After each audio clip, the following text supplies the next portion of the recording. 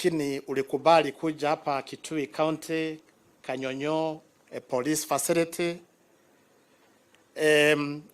Your Excellency, wakati wote unapata nafasi ya kuketi na maofisa wenzangu wa kikosi cha polisi, it is always a morale booster. We have officers, as you are aware, deployed in very difficult areas. Lakini wakisikia umetembelea vile uko na sisi hapa, that gives us energy to discharge our mandates.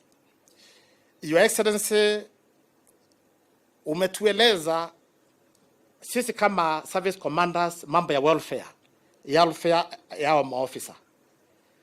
And we always encouraged by the commitment we see in you, especially mambo ya afya. Ni juzi tu umekubali tumepata cover ya sisi zote wana polisi. Leo umekubali kufungua hospitali, the first police hospital. Your Excellency, this is the first police hospital ambayo iko na vitanda 130. Tuko na nyingine kule Nairobi Mbagathi ya vitanda 150. Your Excellency, tumekueleza, tumekutajia kila wakati, issues to do with health is dear to the officers, because by virtue of what we do, our profession, tunapata maumivu. Kwa hivyo tukiwa na facility kama hii umefungua leo, ambaye itaundumia familia zetu, we feel motivated as members of the National Police Service. Your Excellency, as I conclude, mine is to assure you, as the commander of the National Police Service, I have patriotic officers. I have officers who love their country.